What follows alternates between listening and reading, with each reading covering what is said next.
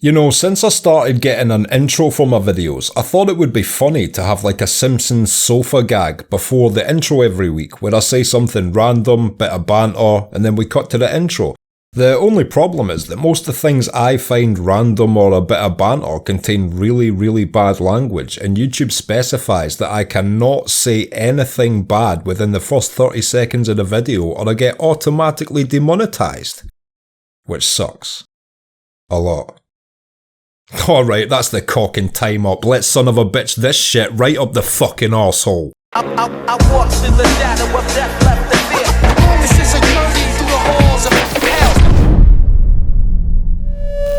Yes people, what is good? I am BA, back once again with another reaction in the Fargo series. This is episode 9 of season 3 and it is called Aporia. Last episode. What I was hoping happened.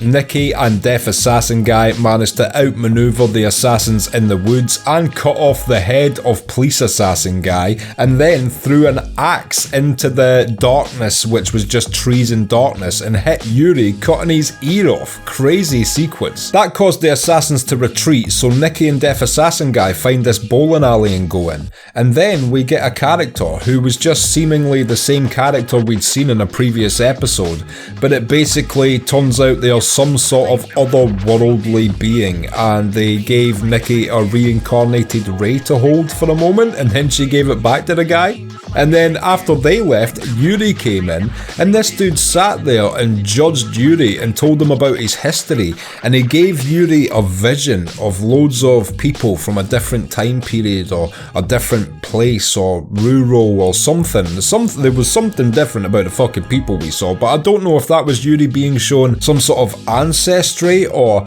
people he was involved in having killed. I have no idea the exact vision he was being shown, but what a crazy character to just not bring into it last episode, because we saw him in the Thaddeus Mobley episode talking to Gloria, but you know, to just out of the blue announce his otherworldliness this late on. As I said last episode, it would be really hard for any other show to get away with it, and yet the way Noah Hawley writes it, he gets away with it seamlessly. It's an incredible feat, to be honest. And we've just had tragedy after tragedy, really, since Nikki was beaten, then Ray died. Now Sai has gone into a coma, and I don't know if he's going to wake up from the coma, and that was the worst thing to see, man. Sai has just been watching out for Emmett this entire season, trying to guide him in the correct direction. And even when Varga and the goons showed up, he wasn't trying to, you know, start a war. He was still trying to be complicit, but sneakily figure a way out of it. Granted, he had the petty side with the way he handled the Ray situation and the whole Nikki and Ray situation, but again, that's just a tribute to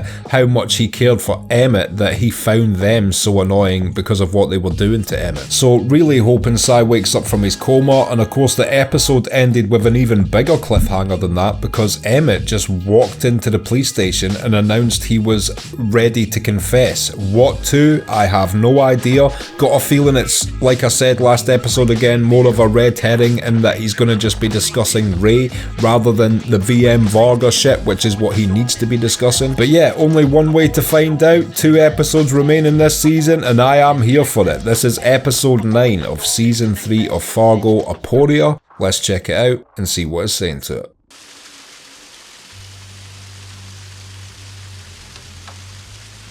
The cinematography work in this season is absolutely beautiful, every single episode. It's an unsung hero of a position. These guys never get their names big, but I wonder who was responsible for setting up these shots, choosing the angle, choosing the distance, choosing when it pans, etc., because it's all so artistically brilliant to me.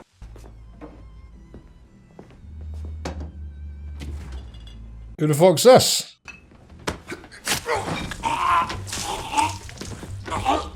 Oh shit! Who was that he just killed? No idea who this guy is. That was a brutal sudden death he got though. Marvin Stussy? Wait, what? Why would they be killing another fucking random Stussy other than in some way they've figured out through the documents they've attained that Emmett could be the sole inheritor of something, or that guy could have been the inheritor of Emmett's stuff after he died, sort of thing? Are they trying to move in on Emmett's will, perhaps? The fuck was that about? Maybe they just really hate Stussies. You want some pop? Sprite or something? No.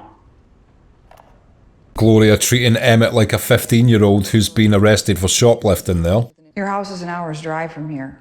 There's 3 St. Cloud metros near your office. Why come all the way down here? That is a reasonable opening question. I guess that makes sense for Emmett as well. He just looked at the card and thought, I will go there. To be my lawyer, don't let them in. Like who? Anybody. Damn, so he's wise to the fact they may claim to be sort of what Cy used to be before they put him in a coma. This really feels like the walls are closing in on Emmett when you think about it. They've just comatosed his lawyer, killed another Stussy family member. What is their plan? A lie's not a lie. If you believe it's true, do you think that? It's not my story. I knew deep down Emmett knew what he'd done to Ray with the stamps when they were kids. He always brushed it off, and that was a big character flaw to me. He had that thing all dads have after 30 years of wearing socks where the hair gets worn away, so he's basically bald from the shins down. That's a hilarious dad observation I'd never thought about before. And Ray's someplace, kitchen probably. He was always eating that kid. Real chubby. Oh, you leave Ray's belly alone, man. You seen his girlfriend? You seen your wife? Alright then. No offense to your wife, I'm sure she's a lovely lady. 1 minute he's waving hello, the next just drops like the lights go out. Ah, yes, the day Lionel Richie died. I killed him. Your dad? Ray. I fucking knew that's why he was here, and it is not even true. And as I said last episode, as he explains the full story, he's going to feel exonerated of guilt, but the cops are going to be like, you're not really guilty, mate. It's not murder. You think there's a special level of hell for people that kill their loved ones on Christmas Eve? Yeah. Probably. I mean, I don't believe in hell, but if there was one, they would definitely have a Christmas Eve family murder department. I let it slip. How? This car, well, it's like a magnet, isn't it? You didn't let it slip. You were manipulating your younger brother into, like, look at the shiny car, how cool is the car? And it was nice that Emmett had that scene with Gloria, but I wish he would have brought up Fargo just once. I can monitor the radio, see if there's a workaround to the new security. Now let's move shop, go to stage 4. No mistakes. What the fuck is stage 4 gonna be? That seems like it's gonna be some serious action. Are they just gonna siege the police station like the Gerhards tried to do last season? I like how Yuri's not here now. He just had that one conversation with the fucking angel, immortal, whatever he was at the bar, and I don't know, maybe he's off on a spirit quest or some shit. He's certainly not here helping. He's lost an ear, he's talked to a magical ghost. Leave him alone for a few days, alright? So stage 4 is just close up shop and move the location of the 18-wheeler then. That doesn't seem too drastic, depending on where they're going with it, of course. You know what would be a crazy scene I'm kind of hoping we get? That this 18-wheeler gets pulled over by a random police officer, stop and search, and they want to investigate the back of the vehicle. He's on edge, it's like he's expecting something to happen. What the fuck? Oh my god, are you shitting me? What the fuck, Nikki? Oh my god, what a team these guys are. Was it a fake grenade? Oh, these guys are geniuses. This is incredible. So now they have hijacked Fargo. Oh my god. That was insanity. I'm fucking shocked, guys. It's a paperweight as well. Oh, he's got to feel dumb now. He's definitely never getting on the bunk beds again. He's on the floor in the back of that 18-wheeler if he ever sees it again. They're taking it to the scrapyard. Holy shit. Varga's gonna be shocked. Is he here? Please tell me he's here. What a crazy little vehicle this is on the inside. What are they getting? This is an insane mission. I can't believe they've pulled this shit off so flawlessly. Varga is lucky he was not here.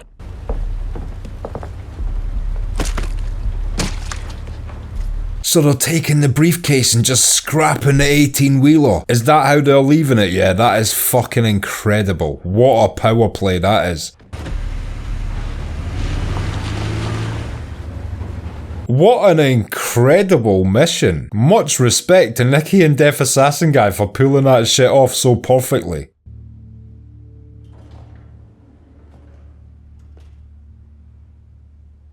Hope you like drinking dick water, Dancing Assassin. It's just lazy to steal from someone without knowing their name.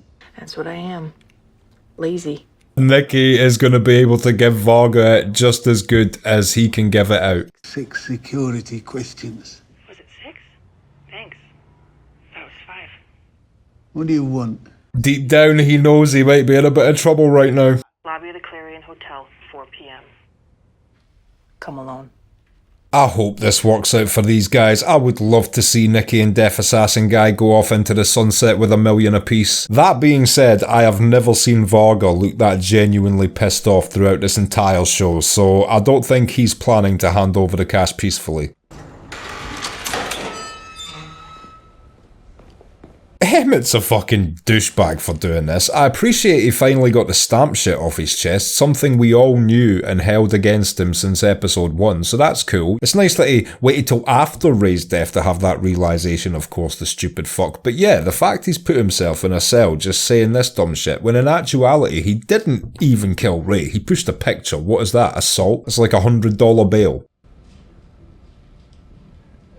It's a cardigan.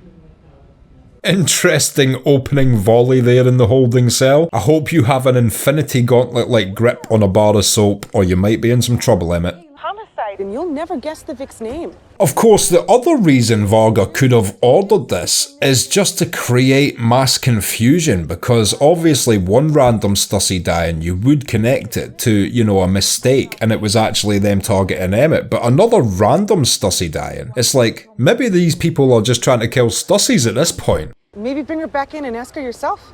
Yeah, sounds right. I don't know how easy it'll be for them to get hold of Nicky anymore. What guy?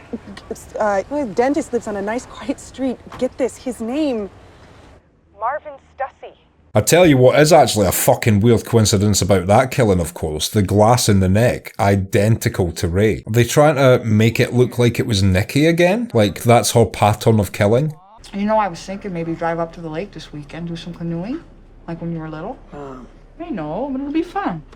It's a difficult age. I've never been a parent, but I literally see some of my fellow friends who are now parents at my age, late 30s, who have children at this exact age where they're still really wanting to spend time with their kids, but they've just become the uncoolest shit ever to their kids, and their kids just want to stay on their phones in their room, isolated, only with their friends, and all adults are now lame. It's a difficult period, but if they're any sort of cool human being, they will come back around to you, you know, 19, 20, 21, 22 kind of thing, realise what you are as a parent. So if you're a parent out there right now worrying, don't worry. There is a cycle to this. They come back. They're like boomerangs, except way more fun to throw at a dingo. Shit's going down now. Where's Varga actually going to be able to sleep anymore? The fucking office. He can't stay at Emmett's house. He can't stay in his 18-wheeler. He's kind of fucked for a good digs at this point.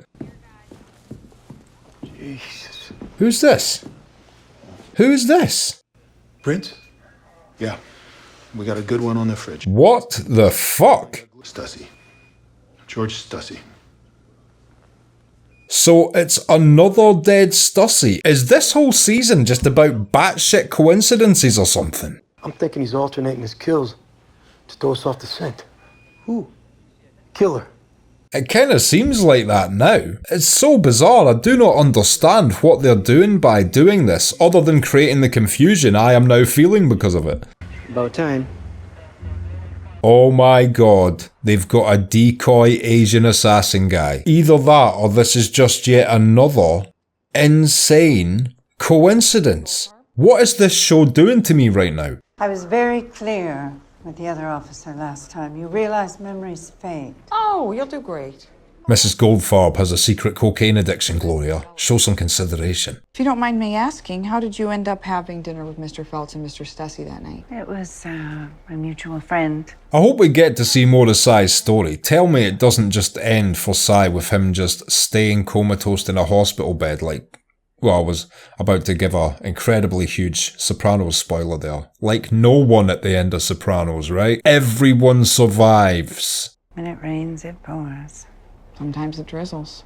Sometimes it spits. When it rains, it pours. Like a penny saved is a penny earned. More commonly known as a coin of phrase, or an idiom, which is funny because a coin of phrase is in and of itself an idiom for an idiom. You're right about this case. It's a real twister. I'll let new chief explain. Oh my god, look at him with his sheriff vest on, all happy. I solved it. Solve what? Your murders. The old-timer in Eden Valley and the dead P.O. Oh fuck, I see what they're doing. This is all a plan to make it impossible for Emmett to have killed Ray, thus getting him out of jail. Shit. When we arrested this piece of shit, he had some mail in his trunk. From your stepdad's house.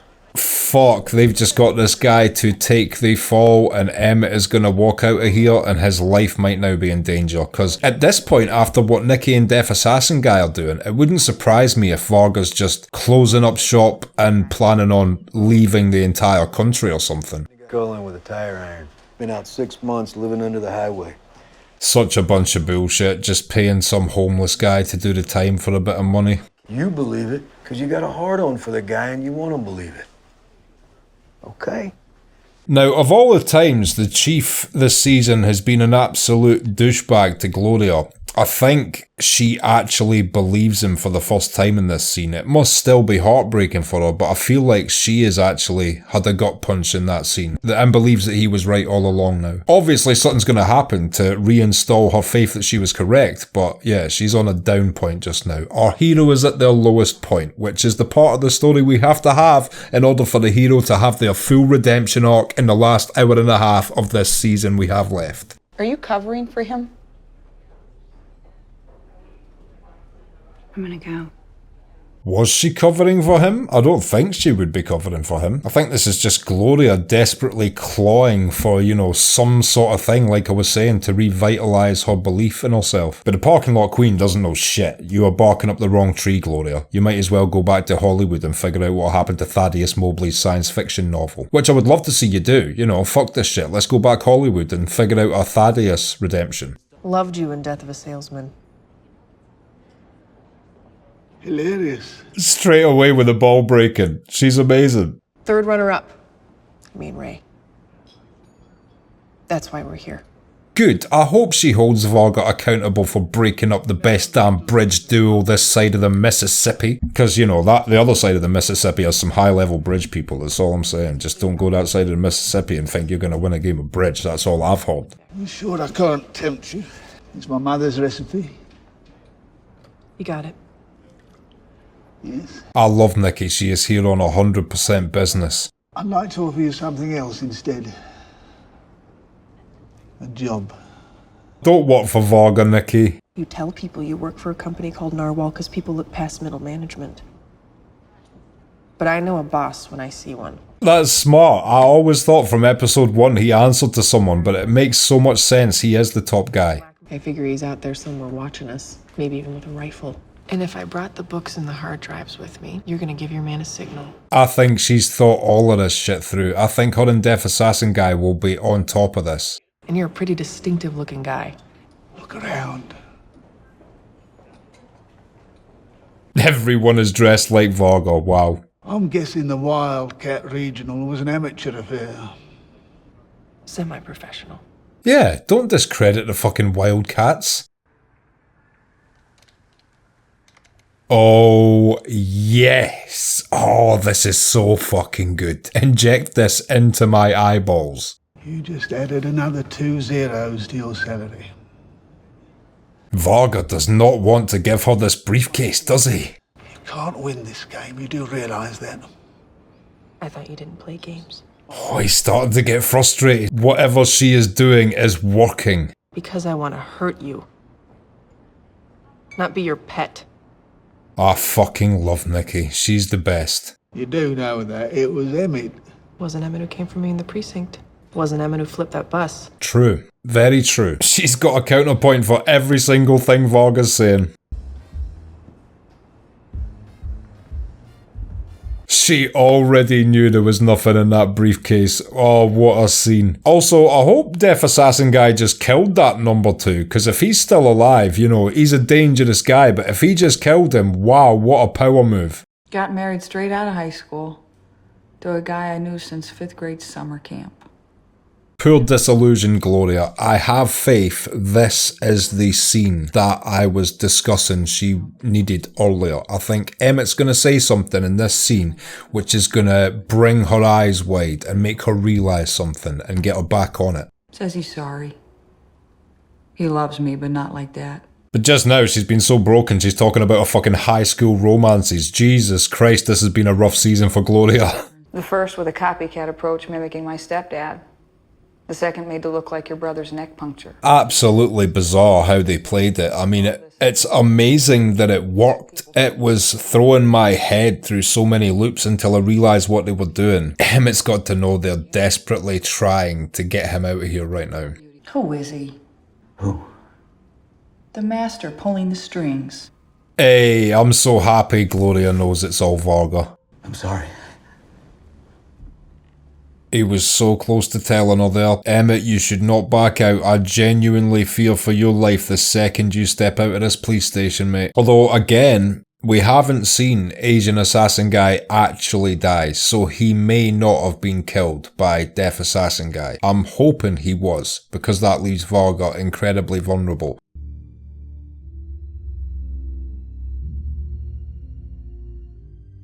Shit, he's still alive and they're picking Emmett up straight away. This is horrible. And what's funny is Gloria probably knows that that's the guy the other guy was playing the double of. The problem is not that there is evil in the world. The problem is that there is good, because otherwise who would care? What a fucking warped philosophy that is. Wow, you could say the same adversely and everything would be good, you stupid fuck. If I was Emmett, I would have just turned and said that to him and then got back out of the car and said to Gloria, yeah, it's him. This guy's philosophies are weird and dumb. If I have to look that thing in the eye sober one more time, I may jump out a window. So, Moscow Mule and make it ornery. Oh my god, even the too much information lady adds to the overall, like, unnecessary information, visual or verbal, that this season gives us. Is this like Noah Hawley punishing us? Is this like, you know, oh, I thought you wanted all the gory details. You don't like it when all the details are about tampons and vomiting and teeth getting needled, do you? Touche, Noah. Get back to the boobs and bloodshed, would you? Ennis, my stepfather, he wrote these space books. And I read one of them. It was an absolute classic. His master died, and he wandered the universe alone for 2 million years.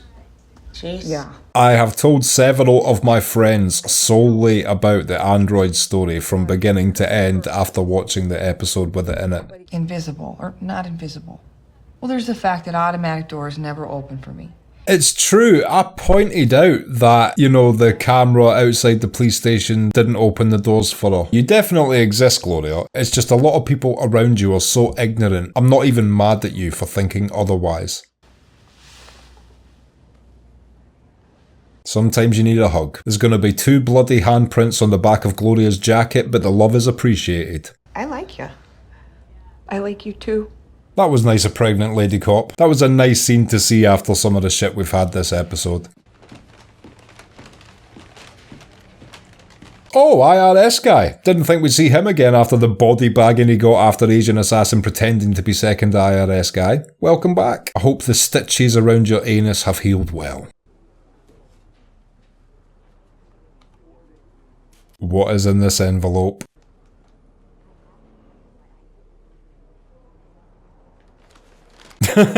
He didn't like the fact there was an envelope. His little head tilted sideways. OCD IRS man is not used to weird envelopes. Oh, oh shit, has Nikki sent him all the shit she took out of the safe in the 18-wheeler? Now, the one downside of that information going straight to the IRS is that just gonna fuck Emmett further, or is this gonna actually get Varga involved in the paperwork of it? Because I hope it doesn't just fuck Emmett further. Okay, and that was episode 9 of season 3 of Fargo, Aporia, and I will be back in just a minute with my thoughts on that. So, Aporia, what did I think of that? Seriously, these episodes continue to exceed my expectations of this show. It's just incredible. That opening sequence with Nikki and Deaf Assassin guy holding up the 18-wheeler as it moved location, throwing in the fake grenade to get rid of the drivers, then fucking doing a quick robbery of it after they'd driven it to a scrapyard. What an amazing sequence, and instantly is exactly what I wanted to see. I didn't just want to see Nikki manage to escape after the Upton prison bus shit in last episode. I wanted to see Nikki go on the offensive and wage a war against these pricks for what they did to her bridge partner. And we're getting it. And then it went to that incredible scene later in the hotel lobby where Varga was thinking he was playing it smart, literally looking like every other person in the lobby, which Nikki wasn't anticipating. Also, Varga had Asian assassin guy looking through the skylight with a sniper rifle. As soon as she said she had the documents on her, she was getting taken out. Varga was just going to pick him up, put him in his empty briefcase and walk out of that place, never to be seen again. But no, Nikki and Deaf Assassin guy had all bases covered. Deaf Assassin guy was on the roof, knowing that's the exact position a hitman would take up in such a meeting place, and took him out of the equation. I wish we'd have saw that scene because we never got to see what he did. He must have just knocked him out, but I guess he didn't want to shoot him in that moment to cause noise, but I wish he'd have at least killed him quietly, so that was another one of Varga's people down, because that dude is so good at being a hitman and so resourceful. The fact he's still alive and on Varga's team makes Varga still infinitely more dangerous at this point in the show than he would have been this episode if Deaf Assassin guy had just taken out Asian Assassin guy. But yeah, amazing power play, and then Nikki instantly got that information, so she was able to say to Varga, look, have my money, I know there's nothing even in that briefcase. She didn't even try to check it. And also there was that weird side thing of Varga attempting to offer her a job, which I feel like just came from a place of desperation. And do you think he would have stuck to it? See if in that moment Nikki had been like, okay, would Varga have stuck to it? Or, you know, day one, was she getting shot in the back of the head? I don't know. I mean, at the end of the day, he must have a method of recruiting new, resourceful people into his crime syndicate, so perhaps he was being genuine. But of course, Nikki, loyal to her bridge teammate RIP Ray to the end, turned down his offer and just told him to get her money. And yeah, the Emmett jail thing was a little bit of a red herring in the sense that he never got round to mentioning Varga, and I feel like, you know, that speech was just too little too late, wasn't it? The speech he gave about it was him manipulating Ray about the stamps, etc. We all knew that, and that's a speech that he should have given to Ray before handing him the stamp in that scene in which Ray died. And I feel like Ray would have been so appreciative of the truth and accepting of them burying the hatchet and moving forward. But Emmett denied it to Ray's dying moment, unfortunately, and then had to confess to Gloria meaninglessly. Meanwhile, the other crazy subplot going on this episode regarding Varga having his assassins kill other Stussies in identical methods and then framing a homeless dude as a serial killer was just insane. As it was happening, I was just like, this is absolute madness. What is going on here? But then it all clicked. It was just a larger plan to prove that there's no way Emmett could have killed Ray. And it's sad to see Gloria so disheartened throughout this episode. She truly looks like she's lost hope. Of course, as I said, you know, our heroes have to have these low points, so hopefully in episode 10 Gloria comes back and pulls one out of the bag and manages to get something to do with Varga. And that closing scene, I do not know how they're going to use it in, you know, the hour of screen time they have left next episode, but the fact that the IRS has just been sent all that paperwork and a little flash drive from Nikki, I mean, that's got to be the beginning of Varga getting discovered financially, surely. And I have absolutely loved this season, and it would take an incredibly bad episode to detract from it now, and we only have the finale left, and I assume the finale is going to be incredible also, and I cannot wait to see how this shit concludes next week. If you've liked this video, click like, subscribe to the channel to see more videos like this, ring the bell to be notified as to when they drop. If there's anything you want to talk about, comment down below, and share these around to anyone you think might appreciate it or want to watch these reactions along with us. My Patreon link is down in the description. If you become a patron, you get access to my blog, you get access to these reactions I put on YouTube a month and a half in advance, and you also get access to full-length versions of everything I react to. So consider becoming a patron, it helps me and my channel out so much, and until next time, I have been BA, peace.